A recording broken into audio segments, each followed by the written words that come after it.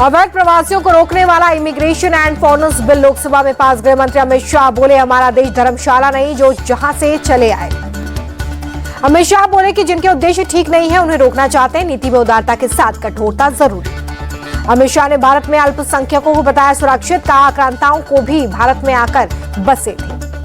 रोहिंग्याओं और बांग्लादेशियों पर बरसे गृह मंत्री, कहा ये लोग अवैध तरीके से भारत में आकर अशांति फैलाते हैं, अशांति फैलाई तो हम कार्रवाई करेंगे।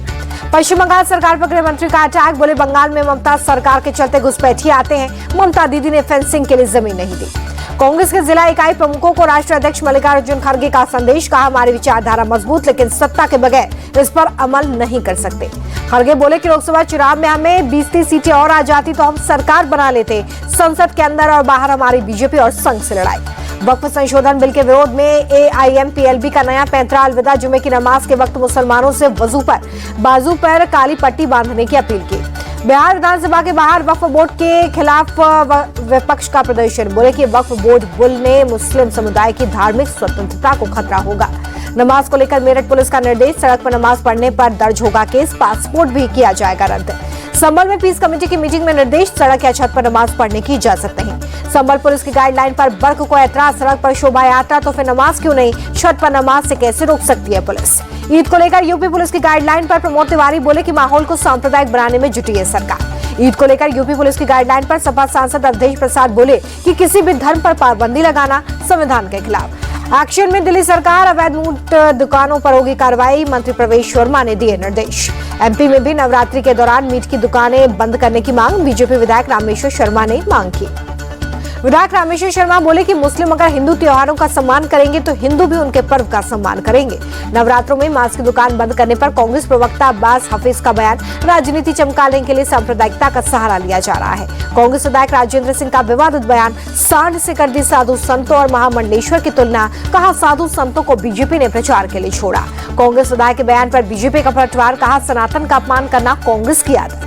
सपा अध्यक्ष अखिलेश यादव का अजीबोगरीब बयान, बोले बीजेपी वालों को दुर्गंध पसंद है इसलिए गौशाला बना रहे, हमें सुगंध पसंद है इसलिए इत्र पार्क बनवाए।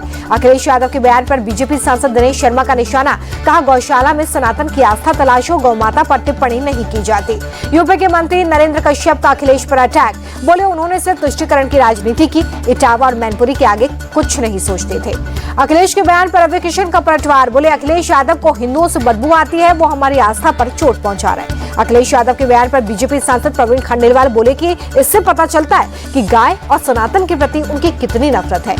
अखिलेश यादव पर डिप्टी सीएम केशव प्रसाद मौर्य का अटैक, बोले ग्वाल की बेटी को गोबर से दुर्गंध आने लगे तो समझो वो अपनी जड़ों से कट चुका है। संबित पात्रा ने भी अखिलेश यादव पर निशाना साधा, बोले अखिलेश का काम सिर्फ सनातन का अपमान करना।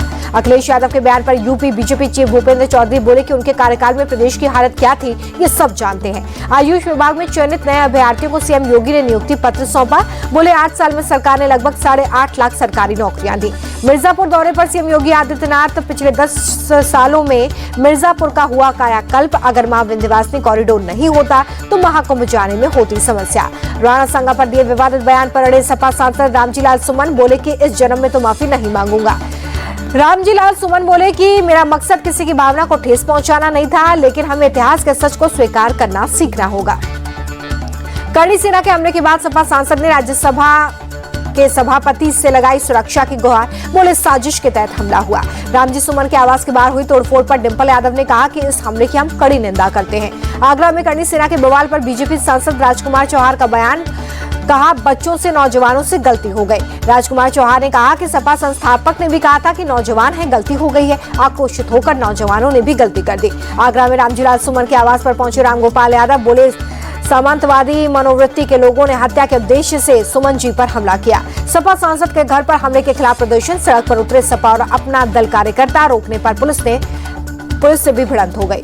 हमले के दोषियों पर रासुका और करणी सेना पर प्रतिबंध लगाने की मांग की गई। पुलिस ने विधायक पल्लवी पटेल समेत 200 प्रदर्शनकारियों को हिरासत में लिया है।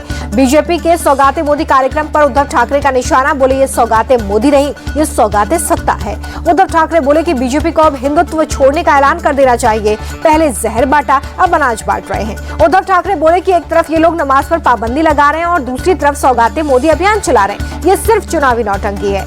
पटना में हाईकोर्ट मस्जिद के पास बीजेपी ने सौगाते मोदी किट बांटी, महिलाओं ने जताया आभार।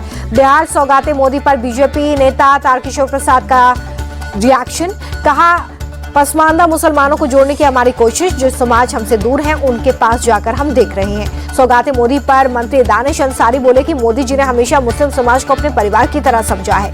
बिहार सीएम चेहरे पर कांग्रेस नेता तारिक अनवर का बयान, बोले जिसका बहुमत उसकी पार्टी का सीएम। कांग्रेस में सीएम फेस को लेकर मतभेद पर आरजेडी का बड़ा बयान। विधायक भाई वीरेंद्र बोले कि जब सोनिया जी और राहुल जी ने तेजस्वी को मान लिया तो फिर किसी और के कुछ कहने से क्या मतलब। महागठबंधन में सीएम फेस पर मतभेद को लेकर बीजेपी का तंज। पूर्व डिप्टी सीएम तारकिशोर प्रसाद बोले तेजस्वी को मौका कहां मिलेगा, सरकार तो एनडीए की बनेगी।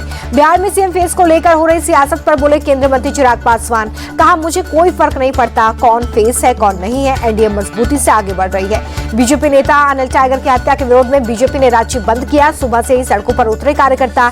रक्षा राज्य मंत्री संजय सेठ भी प्रदर्शन में शामिल।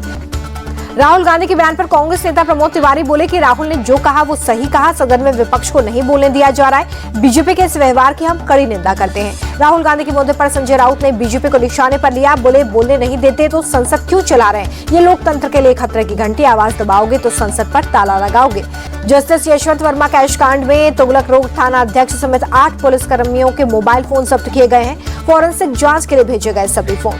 जस्टिस यशवंत वर्मा ने वकीलों से की मुलाकात। जांच कमेटी के सामने पेशी से पहले मुलाकात। जस्टिस वर्मा ने वकीलों से ली कानूनी राय। एक देश एक चुनाव के समर्थन में दिल्ली में मार्च। संविधान सपोर्ट ग्रुप ने समर्थन में निकाली रैली। वायनाड दौरे पर कांग्रेस सांसद प्रियंका गांधी।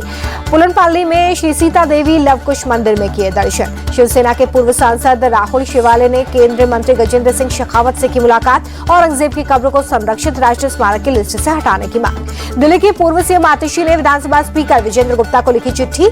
सदन में कानून व्यवस्था को लेकर सवाल उठाने की इजाजत नहीं दी जा रही है। दिल्ली में डबल इंजन सरकार फेल है। मेरठ में सौरभ हत्याकांड पर बोले धीरेन्द्र शास्त्री, कहा कि संस्कृति के आगमन से बढ़ रही ऐसी घटनाएं संस्कारवान परिवार बनने के लिए रामचरितमानस को आधार बनाइए। यूपी के अमरोहा में मनरेगा में बड़ा घोटाला। क्रिकेटर मोहम्मद शमी की बहन जीजा निकले मजदूर। डीएम ने जांच का भरोसा दिया है। रसूखदार लोगों ने भी मनरेगा कार्ड बनवाए हैं। ग्राम प्रधान की मिलीभगत से सरकारी पैसे का गबन किया गया। निर्मला सीतारमण पर कुणाल कामरा के वीडियो को देखकर भड़के महाराष्ट्र सरकार के मंत्री शंभूराज देसाई। बोले कि कुणाल कामरा ने मर्यादा लांघ दी है। महादेव बैटिंग ऐप केस में पूर्व सीएम भूपेश बघेल पर सीबीआई एक्शन पर बोले सीएम विष्णुदेव साय, कहा दोषी कोई भी हो बख्शा नहीं जाएगा। जम्मू कश्मीर के कठुआ में आतंकियों से एनकाउंटर के बाद सेना का सर्च ऑपरेशन। सुरक्षा बलों ने जंगल में आतंकियों को घेरा। हीरानगर में जवानों की तैनाती। Army chief general Upendra Dwivedi ने military college of electronics and mechanical engineering का दौरा किया है। MCEME के डेवलपमेंट की जमकर तारीफ की। श्रीलंकाई नौसेना ने बंगाल की खाड़ी में मछली पकड़ रहे तमिलनाडु के 11 मछुआरों को पकड़ा है। रामेश्वरम मछुआरा संघ ने दी जानकारी।